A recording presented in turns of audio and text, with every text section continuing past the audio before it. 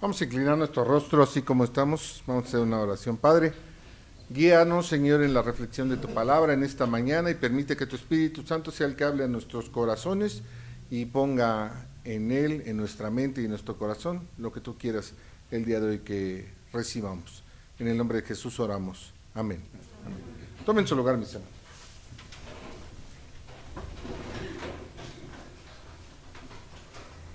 Hay un detalle en el texto del día de hoy que muchas veces pasamos por alto.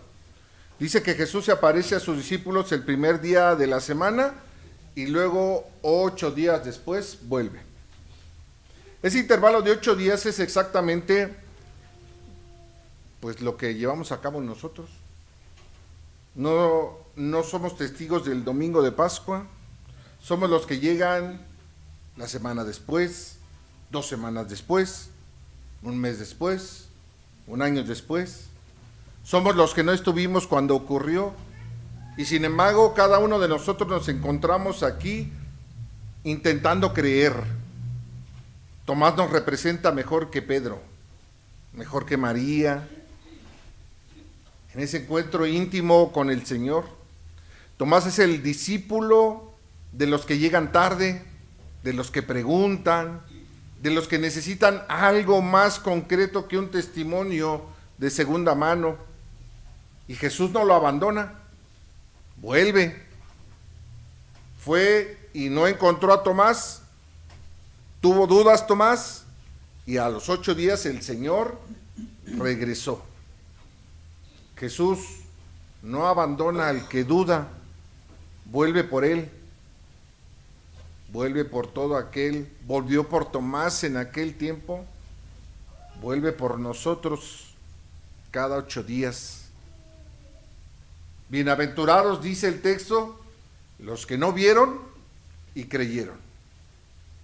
La predicación del día de hoy no es sobre cómo deshacernos de la duda, es sobre cómo Jesús camina con nosotros, aún nosotros viviendo en la duda. Porque el proceso de la fe no es una fe inferior, o el que dudemos no quiere decir que nuestra fe sea una fe inferior, porque puede ser la fe más honesta que aquel que dice creer. En el escenario del texto del día de hoy, dice por ahí el versículo 9, vamos a tener abierta nuestra Biblia en el texto que leímos el día de hoy en el Evangelio según San Juan capítulo 20, dice por ahí el versículo 19, Juan escribe en esta escena y dice con precisión: al atardecer de ese día, el primero de la semana, y estando las puertas cerradas donde los discípulos estaban reunidos por miedo a los judíos. El primer domingo de Pascua no fue una fiesta, fue una reunión de fugitivos aterrados, de discípulos que tenían miedo. En la descripción del texto de hoy nos indica que las puertas estaban cerradas. No es para que nosotros nos imaginemos una puerta cerrada en un estilo arquitectónico del tiempo de la antigua Roma. Es para que nosotros miremos cómo a veces se encuentra nuestro corazón con respecto a la fe. Los 11, con Tomás ausente, estaban encerrados, paralizados, entre el asombro y el testimonio de María y el terror de lo que podría ocurrirles. Dice el texto, estaban las puertas cerradas. Esta frase, esta oración se encuentra, es una acción pasada, pero con efectos en el presente, con un sujeto paciente, pasivo, dice el texto. Las puertas habían sido cerradas y permanecían cerradas. La puerta no se cerró momentáneamente, se mantenía cerrada. El miedo de los discípulos no fue por unos minutos, era la condición en la que se encontraban. Y Jesús entra en ese momento, así como ellos se encontraban. No estaba esperando que los discípulos se les quitara el miedo para Jesús entrar. Jesús aparece en medio de ellos sin necesidad de que abran las puertas. Y esto no simplemente es un dato sobre en qué naturaleza se encontraba el cuerpo resucitado, aunque sí nos lo está indicando. La realidad es que esta frase nos envía un mensaje. Muchas veces el resucitado no necesita que nosotros eliminemos los obstáculos para que Él pueda estar presente. Él entra aún en los espacios de nuestra vida que nosotros queremos mantener cerrados.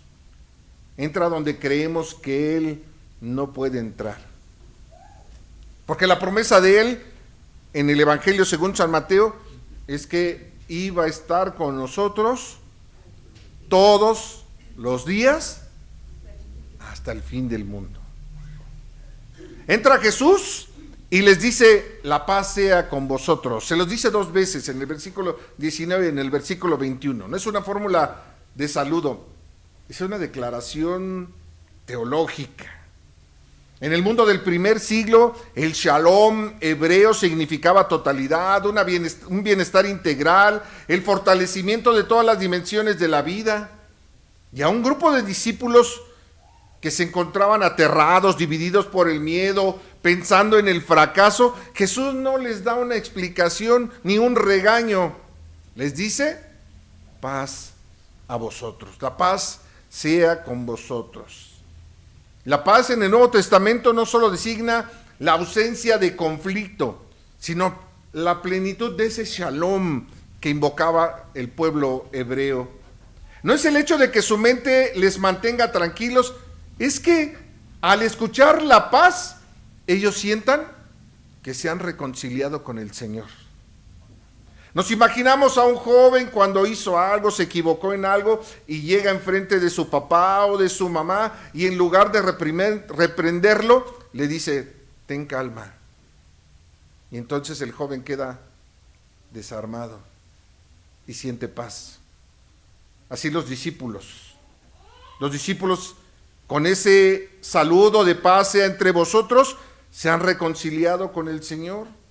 Ha llegado un Jesús que quiere restaurar una relación entre Dios y ellos, entre ellos mismos como hermanos. Jesús les está regresando lo que el miedo les había robado. Luego hace algo significativo. Dice el versículo 20, que cuando les hubo dicho esto, les mostró las manos y el costado. Mis hermanos, las marcas no desaparecieron en la resurrección. ¿Algún día te habías preguntado esto? ¿Por qué si Jesús resucitó, por qué no resucitó sin marcas de la crucifixión? El resucitado lleva las cicatrices. Esto es algo relevante porque lo podemos entender. En tu vida Dios no va a borrar las historias de lo que tú has sufrido. Si el Señor te ayuda a sanar, si te ayuda a salir adelante, Él estará redimiendo esas heridas, pero esas heridas no van a desaparecer de tu vida. Las heridas de Jesús son una prueba de su identidad y también la prueba de que el dolor puede tener una historia que continúa más allá del momento oscuro y difícil. Las heridas que a veces tú cargas, a lo mejor no desaparecen, pero sí serán un recuerdo de que has pasado y salido de la oscuridad y del problema difícil, vas a estar viviendo en la luz. Dice Primera de Pedro 2:24 que Él mismo llevó nuestros pecados en su cuerpo sobre el madero para que nosotros, muertos al pecado, vivamos para la justicia. Amén. Y luego en el versículo 21 dice: entonces Jesús les dijo otra vez: paz a vosotros, como me envió el Padre, así también yo os envío. La misión de la iglesia no es un proyecto que ella diseña, es una participación en la misma misión del Padre hacia el mundo. Por eso dice el versículo 22 que el Espíritu sopló sobre ellos y les dijo: recibid el Espíritu Santo. Ese soplo, ese verbo en griego que se utiliza, es semejante al verbo que leemos en Génesis 2:7. Dios sopla vida. La resurrección es una nueva creación. Soplo es un verbo que aparece en el Nuevo Testamento recordando aquel soplo que encontramos en Génesis 2:7 o aquel soplo sobre esos huesos secos en Ezequiel 37. Porque la resurrección y el don del Espíritu son el inicio de una nueva creación. No es una renovación, es un origen nuevo. Y así el Señor está reconciliándose, dando vida y fortaleciendo a los discípulos. Y luego aparece la figura de Tomás.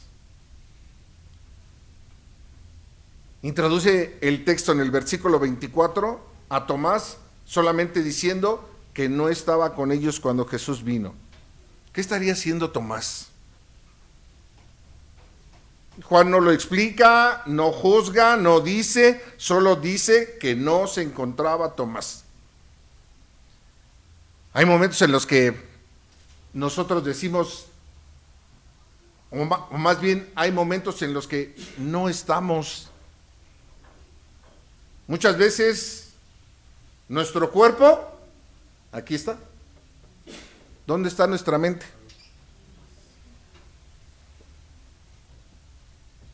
En ese momento Tomás no estaba. Hay momentos en que la comunidad vive algo y nosotros no. Ayer en la fraternidad decíamos, estamos disfrutando y estamos aquí todos gozosos y contentos. Estamos. Hay algunos que no están. Necesitamos que todos estemos. Hay momentos en que la fe de los demás nos alcanza como testimonio de segunda mano y tenemos que decidir qué hacemos con eso. Los otros discípulos le dicen a Tomás, hemos visto al Señor, y Tomás responde con una de las declaraciones más humanas y más famosas de todo el Nuevo Testamento. Si no veo en sus manos la señal de los clavos y meto mi dedo en el lugar de los clavos y meto mi mano en su costado, no creeré. Ese no creeré es una doble negación. En el griego clásico está dando a entender una negación enfática. No, no, no. Y Tomás no está vacilando. Lo está diciendo desde su posición firmemente. Pero notemos lo que Tomás está diciendo. No está diciendo si el Señor a través de su Espíritu. No, Tomás lo que está diciendo son pruebas fehacientes que él pueda tocar. Pide ver las heridas, quiere encontrarse con el crucificado, con el resucitado. Y a lo mejor no dice el texto, pero ¿qué habrán dicho sus compañeros, los discípulos que estaban ahí?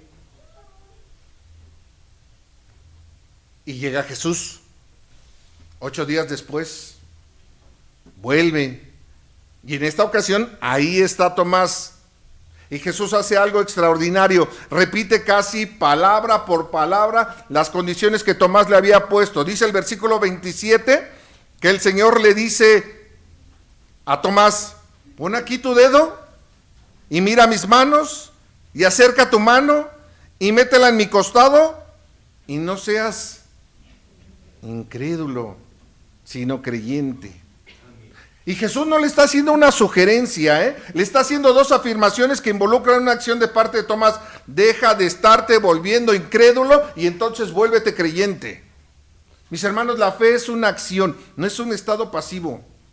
Jesús no está llamando a Tomás a que se sienta confiado por la seguridad que tenga de su pasado. Le está llamando a que emprenda este camino sobre el futuro de su fe.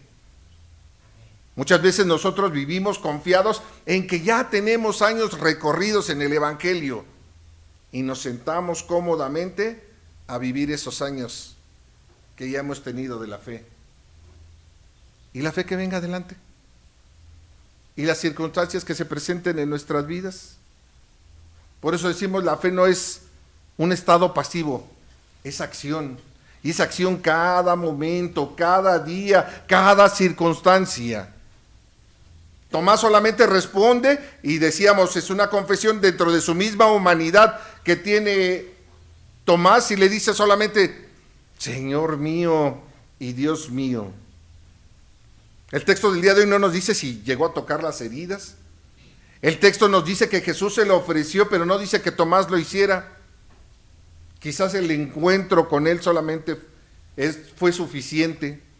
Quizás ver a Jesús de frente y escuchar su voz fue suficiente. La fe de Tomás al final excedió la fe de aquellos que a lo mejor se habían quedado callados. Su confesión de la divinidad plena de Cristo es una declaración teológica. Es de las declaraciones más completas del Evangelio junto con aquella de Pedro. Mis hermanos, a veces las puertas están cerradas. Jesús no llama a la puerta en esta ocasión, simplemente entra. Y esto a lo mejor puede desconcertarnos, porque muchas veces hemos escuchado que Él espera que nosotros abramos la puerta. Si lo pensamos bien, los discípulos no hicieron nada para merecer que Jesús estuviera presente ahí con ellos.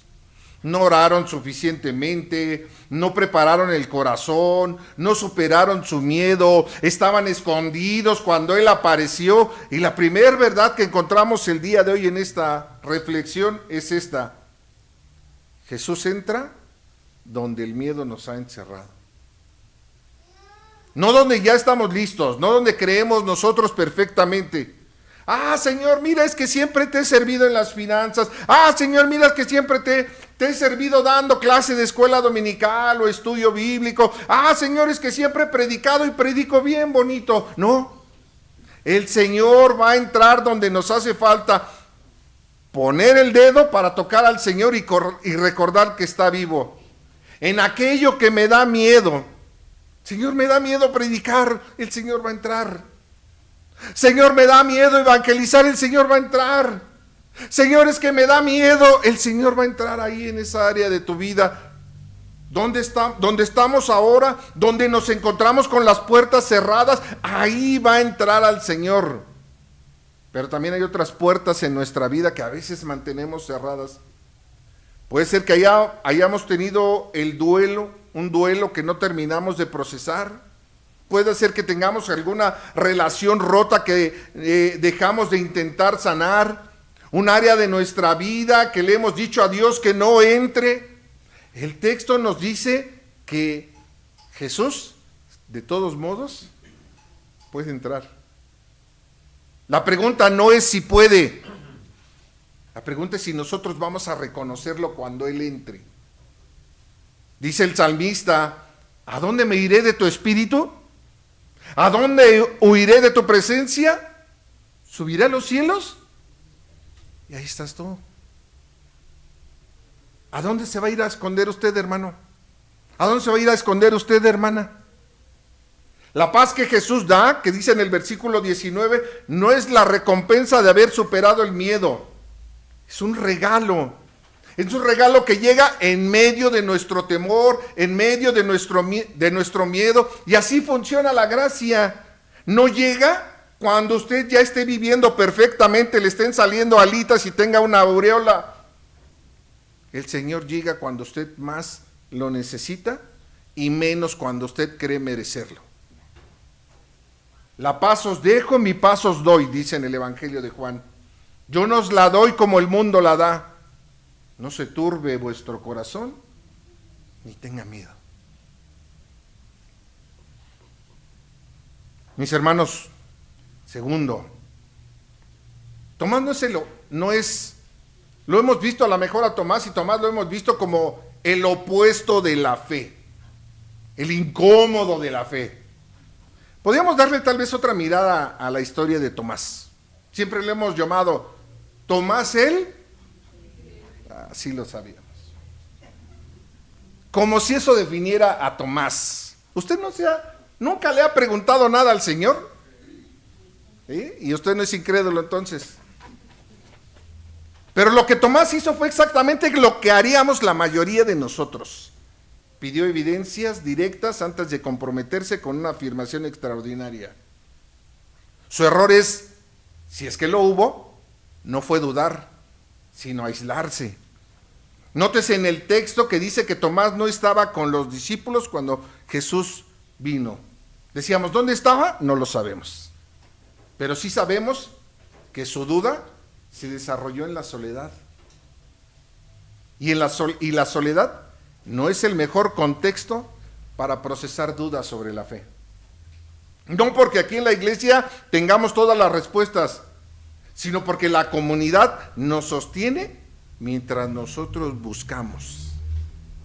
Es mejor que permanezcamos aquí a que querramos ser los llaneros solitarios de la fe. Hay una diferencia entre el dudar dentro de la comunidad de fe y dudar lejos de ella.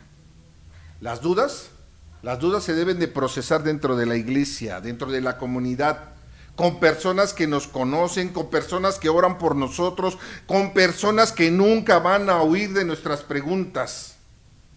Tienen un camino diferente que las dudas, que aquellas que crecen en el aislamiento, porque muchas veces en el aislamiento las respuestas suelen crecer torcidas. Y no porque nuestros hermanos, los pastores, la junta de administradores, los que formamos parte de la iglesia, les vayamos a resolver las dudas a todos, no, sino porque todos nosotros estamos aquí para acompañarnos entre nuestras dudas. Cuando los otros discípulos le dicen a Tomás, hemos visto al Señor, Tomás no les dijo, no es cierto, ustedes mienten. No huye, se queda ahí, y en ese quedarse, ahí dentro de la comunidad, aún y con las condiciones que Tomás había puesto, es donde Jesús lo encuentra 8 días después. Tomás estaba presente en ese segundo encuentro, ¿por qué? Porque siguió siendo parte de la iglesia, siguió siendo parte del grupo. Dice el escritor a la carta a los Hebreos, considerémonos los unos a los otros para estimularnos al amor y a las buenas obras, no dejando de congregarnos como algunos tienen por costumbre, sino exhortándonos, acompañándonos, consolándonos, ayudándonos. Y Jesús tomó en serio las condiciones que le estaba pidiendo Tomás. Eso es lo que más a lo mejor nos detiene en el texto. Cuando Jesús regresa, repite casi literalmente lo que Tomás había pedido. Pon tu dedo, mete tu mano. Jesús escuchó. Y no vino con un regaño, vino con una invitación. No vino a humillar a Tomás de su duda, sino a ofrecerle exactamente lo que necesitaba. La fe cristiana, mis hermanos, no es una fe ciega a las preguntas. Todos tenemos derecho a preguntar. La fe cristiana es una fe que se atreve a preguntar y que lleva las preguntas delante de la presencia de Dios y que confía en que Dios es un Dios suficientemente grande como para sostenerla. Job, ¿cuántas veces le preguntó al Señor? Los salmos, ¿cuántas preguntas encontramos en los salmos? Tomás preguntó, y entonces Tomás es el incrédulo de toda la Biblia. Y Dios no huye de ninguno de ellos, no huye de Job, no huye del salmista, no huye de Tomás. El salmista decía, ¿por qué te abates, oh alma mía? ¿Y por qué te turbas dentro de mí? Mis hermanos, ¿qué necesitaría Jesús decirte o mostrarte hoy para que tu fe diera un paso más hacia adelante? Y esta no es una pregunta retórica, es una pregunta directa. El texto nos dice que es legítimo hacerla. Tomás lo hizo y Jesús les respondió. Por último, mis hermanos, surge la confesión más alta de la fe cuando se pone a prueba. Tomás había exigido las condiciones más difíciles para creer y terminó diciendo lo que ningún otro discípulo había dicho tan directamente. Le dijo, Señor mío y Dios mío. No le dijo Maestro, Raboni, no dijo Cristo, dijo Señor y mi Dios. La confesión de esa divinidad plena de Jesús, la más alta que encontramos en el Evangelio de Juan, viene del discípulo que más dudó, o que consideramos que fue más incrédulo. Y esto no es casualidad. Hay una similitud entre la profundidad de la duda y la profundidad de la fe que sale de ella.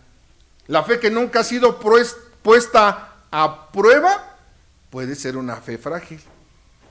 ¿Cuántas pruebas ha tenido usted en su vida, mis hermanos, mis hermanas? Y mientras más pruebas ha tenido y ha salido adelante su fe, se ha fortalecido. Porque a veces vivimos sin pruebas y sentimos que vivimos en un lecho color de rosas, y cuando viene la primer prueba, dudamos. Primera de Pedro 1:7 dice, para que la prueba de vuestra fe, mucho más preciosa que el oro, el cual, aunque perecedero se prueba con fuego, sea hallada, ¿en qué? Ayúdenme a buscarlo. Primera de Pedro 1:7. Primera de Pedro 1:7. Primera de Pedro se encuentra en los últimos, casi al final de nuestra Biblia, por ahí de nuestra Biblia, en las últimas cartas que encontramos por ahí. Primera de Pedro, capítulo 1, versículo 7. Adelante, si alguien lo tiene, adelante. Dice así la palabra del Señor. Para que sometida a prueba vuestra fe, mucho más preciosa que el oro, el cual, aunque perecedero, se prueba con fuego, se halla en alabanza, gloria y honra, cuando sea manifestado Jesucristo. Amén. Sea hallada en alabanza, gloria y honra, cuando Jesucristo se haya manifestado. Después de que Jesús se aparece y le dice a Tomás que meta su dedo, que toque sus heridas, la siguiente forma en la que se acerca o se dirige a Tomás, le dice una bienaventuranza. Estamos en Juan capítulo 20, en el versículo 29 le dice, Tomás, porque me has visto, creíste. Pero le hace una afirmación. ¿Cuál?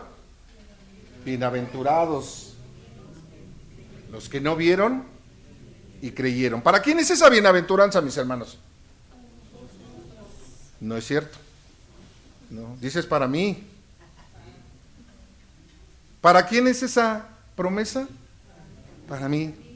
Para cada uno de nosotros, mis hermanos. Porque a veces cuando tiramos la pelotita así entre nosotros y algún día decimos, ay, es que no. No, sí, lo dijo el pastor, pero tú dijiste, para nosotros. No, es una promesa para mí. Esa bienaventuranza es para cada uno de nosotros el día de hoy. Nosotros no vimos, nosotros no estuvimos en el aposento alto, nosotros no estuvimos en el jardín, llegamos siglos después con el texto ya aquí en nuestras manos, la vida entera como un contexto, y Jesús nos dice, mis hermanos, mis hermanas, tú, cada uno de nosotros, tú eres bienaventurado, bienaventurada.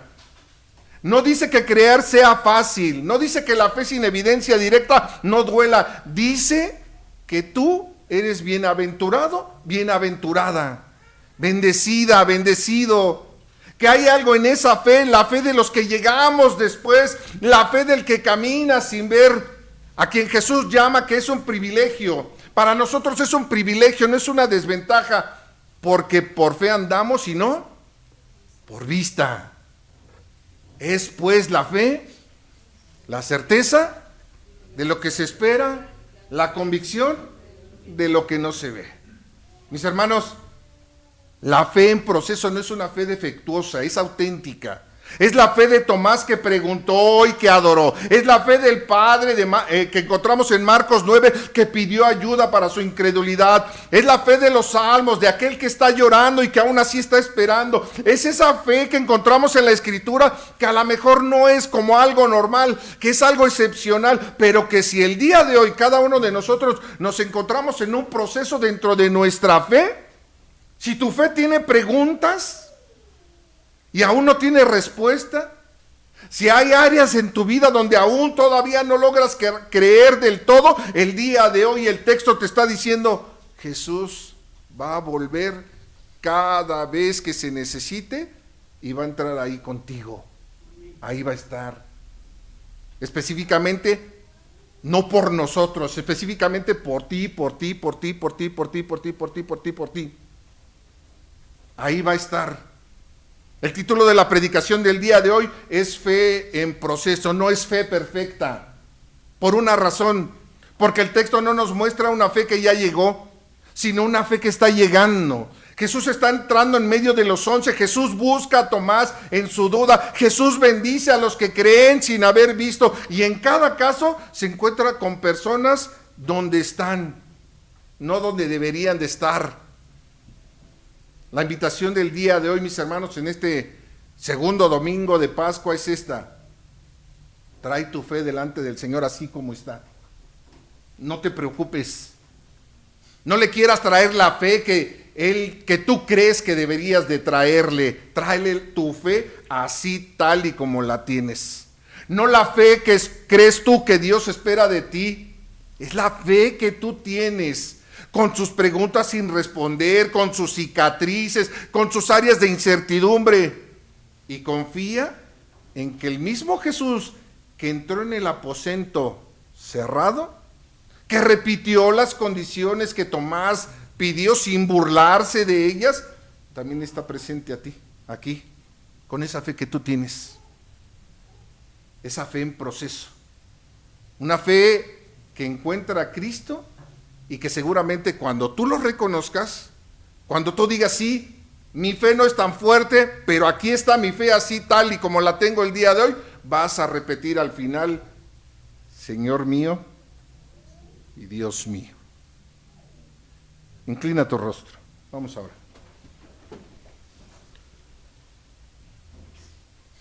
Señor Jesús,